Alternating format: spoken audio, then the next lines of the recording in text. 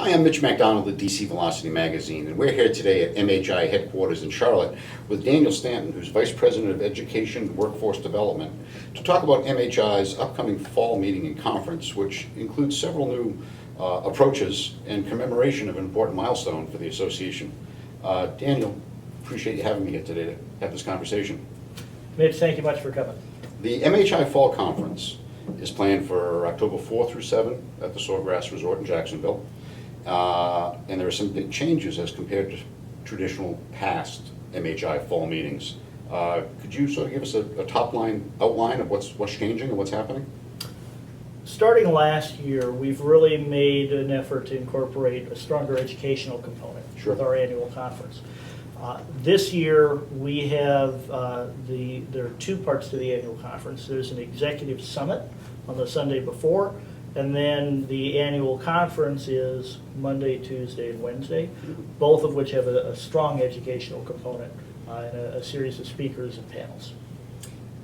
So it's an interesting distinction in that it's actually almost a two events within one context. Tell us a little bit more about the differences between the two, perhaps starting with the annual conference. Sure. So the annual conference runs in parallel to our traditional product group meetings. We have, over the course of Monday and Tuesday, 4 big-name speakers and 6 industry panels talking about issues and challenges that are at the forefront of the supply chain industry today. Our speakers are David Butler, who is the Vice President of Innovation and Entrepreneurship for Coca-Cola, Jason Schenker, who is one of the top-ranked economists in the world and has become a staple for MHI events, Dr. Paul Dittman, who leads the Supply Chain Forum at the University of Tennessee, and Mike Rowe, who you probably know from Dirty Jobs and CNN, Somebody's Got to Do It, Mike has devoted a lot of time and energy looking at workforce challenges in the United States, and that is such a hot topic for our industry these days.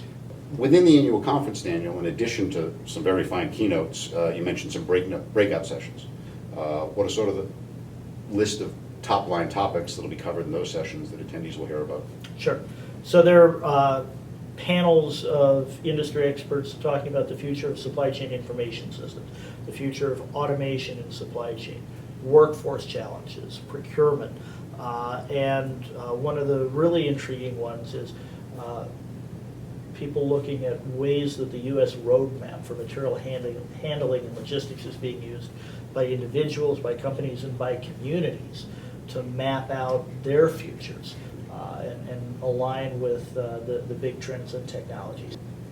Within the event, the other part, which is the executive summit. Some key things there, and how do they differentiate from the annual conference within the event? Right. The executive summit is a much more intimate event, and so we have spots for only 100 people to participate in that. The focus is really higher level executives, people that are focused on strategy and thought leadership for their organizations. In the course of one afternoon, we've got 4 very high-powered speakers. Laura Ciceri, who's the founder of Supply Chain Insights, a well-known supply chain analyst. David Roberts, who is not as well-known in our community, but he ran the graduate program at Singularity University. Oh, yeah. And is a world expert in drones and autonomous vehicles and disruptive innovation. David Succi-Levy, also well-known in our community, professor at MIT and published author. And finally, Patrick Merzen. And Patrick runs many of the supply chain innovation programs for Caterpillar. And so it really, the sequence of the speakers in the executive summit go from sort of analysis and theory and the big challenges that come down to practical applications and really implementing this in a $60 billion global supply chain.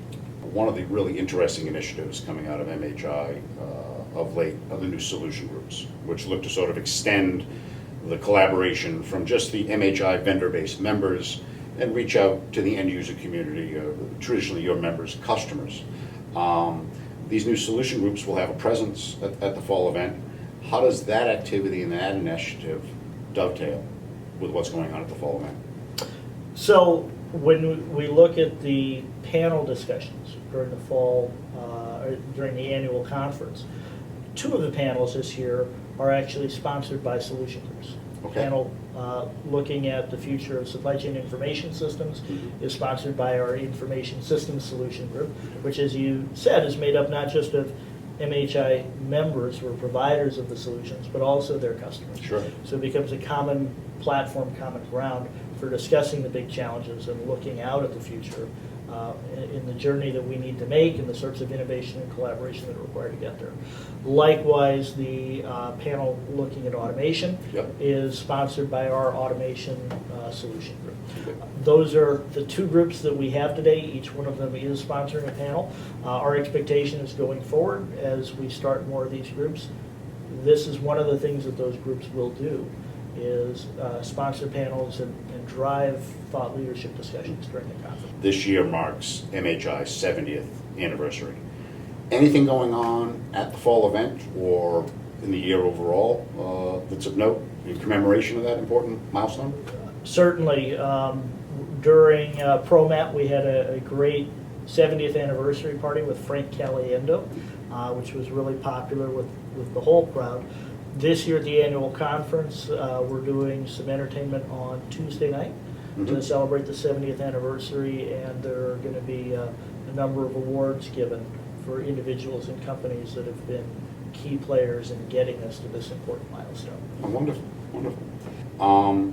The website that I reviewed when it launched a week or so ago caught my attention in that you're offering free registration to first-time attendees. That's interesting, potentially unique. What's the rationale behind that? Well, Mitch, you know, for so long, MHI really has been focused on our members and the providers in the industry. And we recognize that this is a big change, and we want to invite people to come and experience the new format, the new programming, and eliminate as many barriers as we can. Yeah. So this year, as a part of the launch, this is the first year that non-members are allowed to attend the conference. So as a part of that, we're also offering a promotion, and we have a limited number of seats available for first-time attendees to attend the whole conference for free. Daniel, this is great, and to review, the event will take place October 4 through 7, Sawgrass Marriott in Jacksonville. And for folks watching our discussion today that might be interested in more information, is there a resource you can point them to for that information? Absolutely. www.mhi.org/annual2015. Information about the conference and a link to go ahead and register. Wonderful. Always great to spend time with you, and thanks for having me today, and look forward to seeing you in Jacksonville in October. Mitch, thanks for coming to Charlotte. It's great to see you. Thanks.